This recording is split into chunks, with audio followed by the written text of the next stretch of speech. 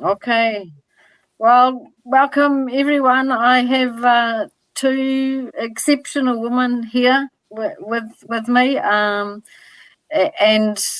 yeah, really grateful for their time. I've got Sara Garcia, who raced Dakar Rally in the original Motul class earlier this year, and cut your ranking, Sara, by half. No idea how you did that. Just training. Finishing 44th. And I have Rachael Archer, who is racing the Americas GNCC WXC class, the women's class, and had a victory yesterday at the opening round. So, yeah, welcome both ladies. And yeah, awesome to connect, I think, two women from different disciplines, but there's a crossover. I know Rachael is so passionate on her racing, and Dakar Rally will be definitely on the bucket list. Yeah. and Sara, you are so inspirational for all women, not just women in sport, but for all women. I think Thank you. to tackle the Dakar with no assistance, 12 stages, long days, and achieve, a 44th general classification is really, well, it's a historical record, as well as yourself setting your own benchmark, I suppose. Part of the chat is the magazine, and yes, I think special milestone. I think I started working with women, and the website was back in, I think it's 2014. So to publish a magazine, some X number of years later is kind of, it's a big deal. And the woman that I have in the magazine, yourself, Sara, and Rachael, really highlight, I suppose, the character that I wanted to showcase to the rest of the world. Just your sheer determination to pursue your careers, and what sort of conviction that you have inside you to take on board challenges of racing Dakar, and also, Rachael, the challenges of growing up in New Zealand and racing over in America. And are we still 18 or? No, I turned 19 in lockdown. We've had a birthday. Yeah. So maybe, Sara, can I start with you? You are such a humble person, and yet you've achieved really remarkable victories. Can you tell us, how do you feel as a person to be able to be so focused? Well, it's not a work of 1 year or 2 years. It's a lifetime work. If you have big goals, you have to work as big. So I have been working for this dream for a long time. I didn't know I was working for that, but I've been doing steps since Dakar Rally came to my life. It was really amazing because I thought I was not able to do it. First year I didn't finish, but I finished last year and this year with a better result. So I think if you work hard for anything you want, your dreams, your work, a job you want to apply, or wherever you love, you will reach it. So just put the work in the place, and you will reach everything. Okay, and Rach, the similar for you, you had that goal of racing in the series when you were growing up in New Zealand, but to have a goal and actually achieve it, you know, kind of like two different things. Yeah, tell us how you set that goal in place. Yeah, well, I've had that goal set since I was in high school, and been working for it ever since. And like Sara said, it's not a 1 or 2 year process. It takes years of hard work and dedication, and yeah, I definitely put in the hard yards, and it's not just me, it's everyone behind me as well, the team and sponsors and my mechanic and everyone that helps, my coach. And yeah, like Sara said, if you put in the hard work, the results will come. And that's what's happened, I guess. And what about what about when the difficulties arise? Because you know, like it can be hard to when things don't go to plan, or you know, let's say Sara, when you know you had that mechanical issue on the bike during Dakar this year. You were in fourth gear and nothing further. For two stages, because it was a marathon stage, and it was like, no way, why today? So, you know, I talked to some other, Annette Fisher as well, and, you know, there's a definite sort of trend, I suppose, which don't panic. Kristen Matlock was the same. They broke down, the vehicle broke down, and she said, yeah, of course it's disappointing and it's gut-wrenching, but she said you don't achieve anything by panicking and thinking, you know, there's no solution, I suppose. Sara, you know, how do you deal with those situations? Yeah, my first year was so hard for me because I put a lot of work and a year full dedication. I have for this year. I have no friends, no family, no social life. Only Dakar, train, work, sleep, train, work, sleep. And when I came to my first Dakar, I only have 4 stages to show how much work I did. It's so disappointing, but you know, I have done my best, and also you have to be lucky on races. So luck was not by my side on this year, but. For example, this one, I have this mechanical issue on marathon stage. We cannot open the engine. I have only 4 years, so I have to run 2 stages on the 4th year, and it was really, really hard for me. And then I thought, well, just do my best, and if I am lucky, I will get on the back and could open my engine. And at the first time, I thought I will let my bike to Yamaha staff, Yamaha mechanics, and left they do the work.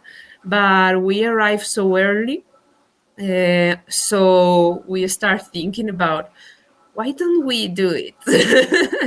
So we call my father, that is my mechanic, and he first told us like, you're crazy. But he always says that. So it's like, I will do it. Okay, so why are you calling me? Just do it. And we start opening the engine and changing the things with the verbal help of mechanical Yamaha mechanics. And we've do it, and the motor starts and it runs, so everything is okay. So I have the work behind me, and I have the luck behind me this year. Yeah, I don't know about the all luck, Sarah. I mean, it's pretty you dig deep, I suppose, in those situations, because there's no crystal ball to look into and say, how do I fix this? And I go from A to B to C, and then I can get back on my bike.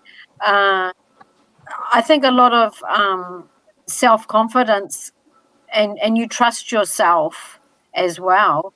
I can think of a couple of situations, Rachael, when things were broken on the bike, and lap riders are a problem that I think are frustrating for you as well. Yeah, even just in the weekend, I bent my gear stick yesterday. On the second lap, I collided with a lap rider, but it wasn't bad enough to stop me, so I just carried on and rode with it.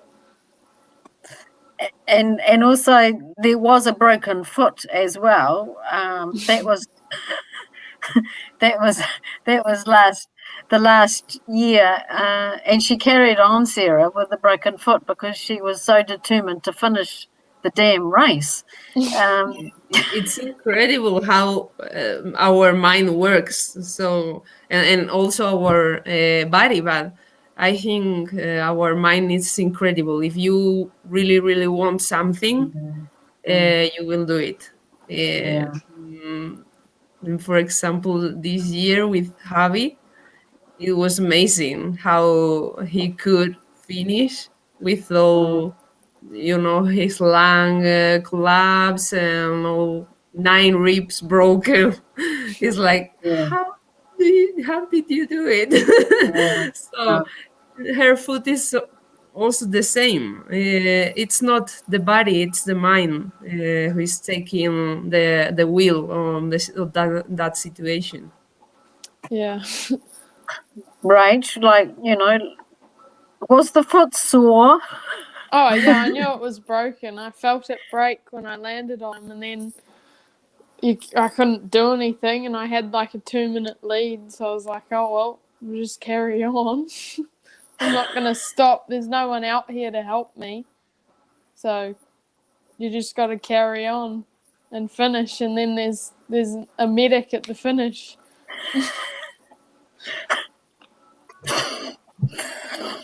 Yeah, I mean, this is really the whole point of the magazine as well, because the woman, yourself, Rachael, Sarah, you're the best woman riders in the world.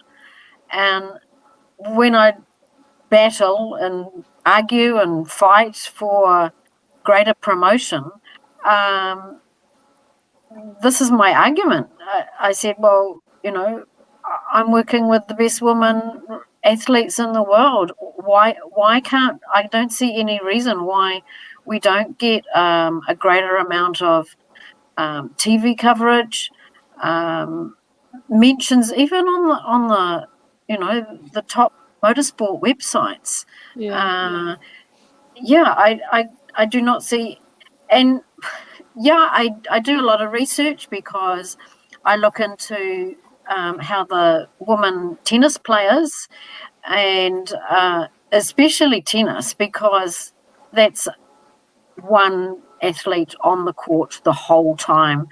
Cameras are focused for a game of 2, 3, 4 hours, and sponsors get, prime prime time broadcasting.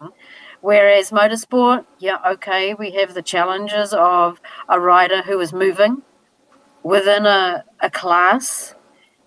So the TV is not focused on that one rider.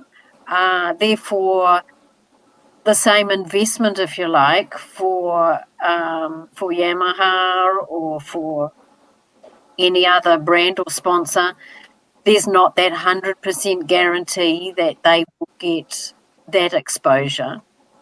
So I turn it around and try other ways of making people aware that our women in motorsport are equally as good as a female tennis player. I don't see any difference. Taking it, a step, just one step further. Sara, from the Dakar, racing the Dakar earlier this year,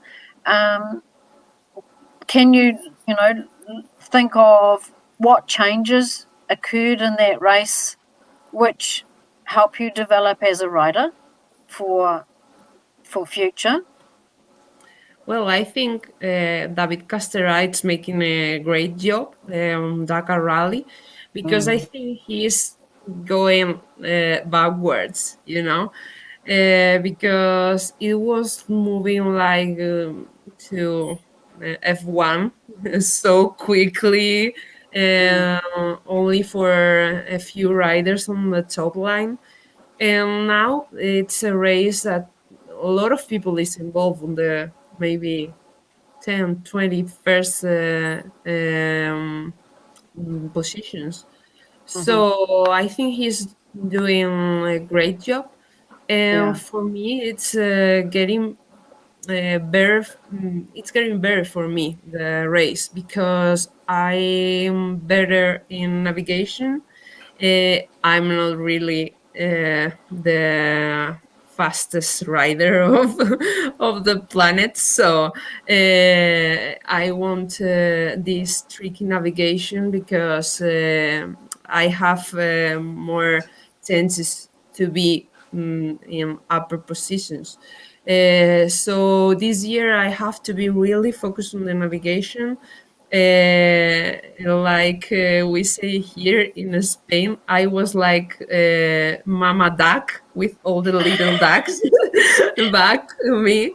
So a lot of people really didn't want or didn't know how to navigate and go fast.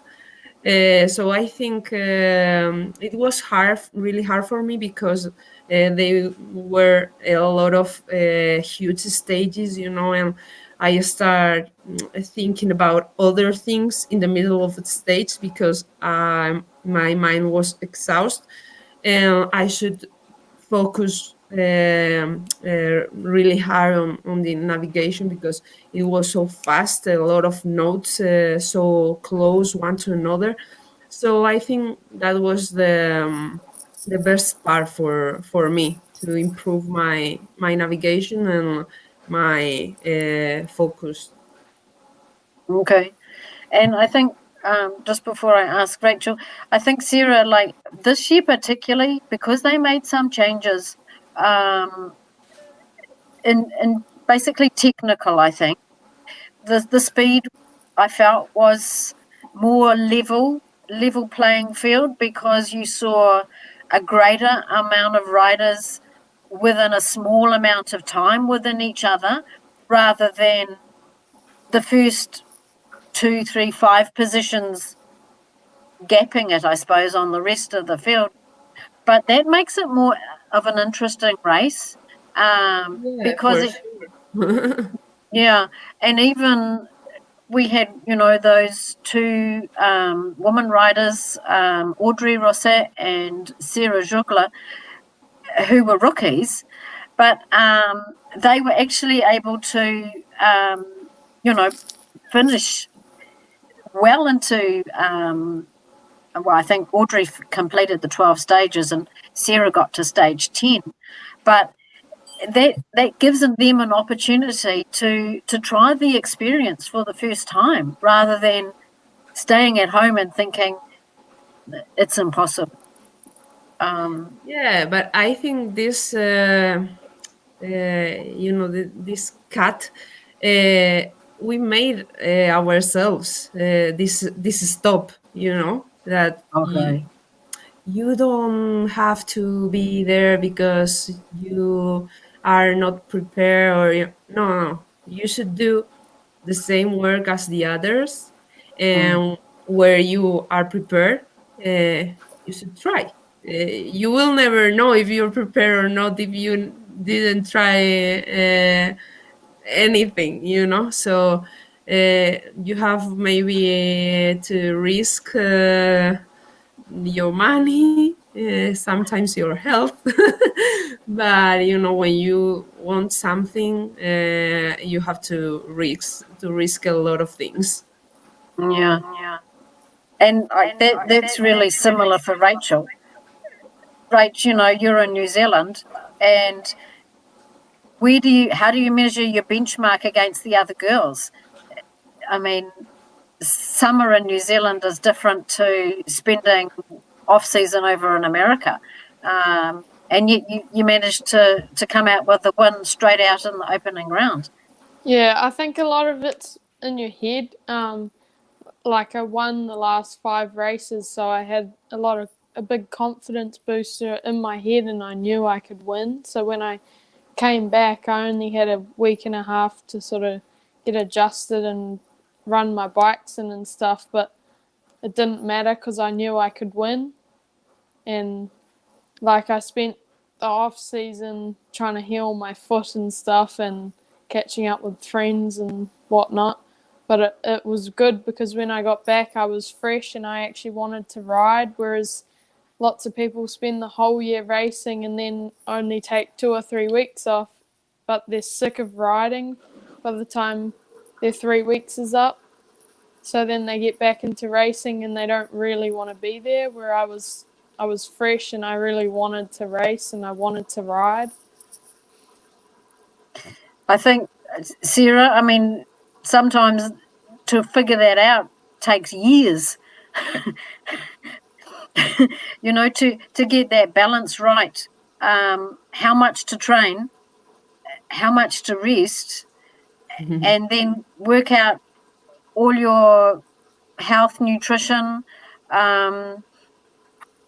Do you see Rachael really in a good headspace for Yeah, for sure. I think mental training, it's the first point we should put our focus, because sometimes riders didn't pay a lot of attention to this part, and I think it's the most important one. Also it's important to be in shape and to be strong and to be resistant.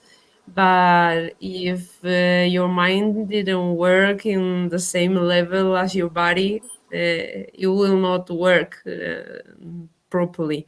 So I think she has a strong mind.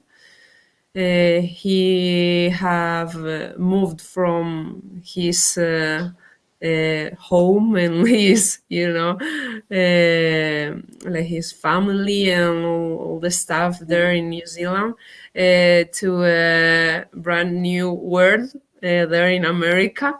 And there, I think it would be so hard for her, but I think this will help to her to improve his mental strength, because all hard things that happen in your life help you in some way. So I think she will do it great on the season. Wow. That's super weird, Sarah. Right. I know you admire Sarah, and well, so do I. I admire you both. But Rach, is there something particular that you've picked out from Sarah's the way she approaches her racing, and just her general personality, I suppose, and her character that's helped you. Yeah, I think we both have strong mentalities, and like Dakar is a pretty serious race, and you got to be pretty tough mentally and physically to do any good at Dakar. So she must be doing an all right job. But yeah, I admire her grit and her her hard mentality. It's really admirable. Yeah, that's like, it definitely rings through to me, especially when you both have reached points where it looks too hard. I remember, interviewing Rachel. She was 16 and she was still at high school, Sarah. she was so adamant. She says, "Well, I'm going to race in America, Sharon, Yeah, that's the first part. You should have the goal, and then the second part is to know what steps you should do. But the first part, it's know what is your goal. So you knew it so early. She did. You're lucky. We were sitting around the table at Rachel's home with Mum and Dad, and Lynn and Kevin are sitting there. They've got no words to answer. Yeah, people used to laugh at me when I'd say, "Oh, I'm going to be a professional motorbike rider one day." They'd laugh at me and say, "That's not a job. You can't do that." And I'd say, "Oh, well, you'll find out one day." Yeah, I guess, Sarah, it's attitude as well. I mean, your attitude, and of course you receive, negative comments and criticisms. I get it all the time, believe me. What people would say to me, "But why do you want women on air?" And it's challenging to deal with, for sure, because you have to feel like you have to back your case, and sometimes I get tired of backing the case over and over again. Yeah, I just think I don't need to say this over and over again. But it's like, let's say hello, Arte. Hi. It's like you have to be arguing with all the world about what you want to do, why you want to do that, and a man have not argued this. So why I have to argue this with you? I don't want to. I just want to this, and I will work for that as hard as other people, and I will get it. It's not. It's not about if I'm a woman or a man. It's not about that. It's about how much work is involved on my dream. Yeah, for sure. Yeah. Okay. Well, thank you so much, ladies. I have the magazine. It's being plated at the moment, which means it gets on the steel thing, and then they print it, and and then I get the copies arrive at the door, and I'll send you out a copy, and please share it to anyone. But I have to say, I've had positive feedback, because the whole goal is it's an international magazine, and it's on women who are multidisciplines, and that's the whole point, is to expand that network, Sarah. So somebody in America reads about Sara Garcia racing Dakar, and someone in South Africa, reads about Rachael Archer racing GNCC. That's the whole point. I had an email from the British Women's Motocross Championship, and they're really keen to be included in the magazine. So, yeah, that's the sort of that's what I kind of like hope will happen. You and a guy choose from the hard work. It's really hard work. yeah. And a guy from Canada's already placed his order, and he wants to give it as a gift to a friend. So, Well done. yeah, that's It might take a bit of time to build up, but I'm really positive that we'll get the word out. And MXG put it on Twitter this morning, so yeah, I know. So yeah, and like you say, hard work. If you know where you want to reach and the goal that I want to reach, it'll come to fruition. So thank you so much, and thank you for your work. not a problem. Sara, will you be racing? Is there anything planned for the rest of the year? Any Bahas? Yeah, I think Bajas were capped, but the one races that are near Spain, because I'm really focused on next Dakar, and Okay. also Spanish Rally Championship, because this year there will be, I think there will be a championship. Hope COVID make it possible. But they will be just for training for next Dakar.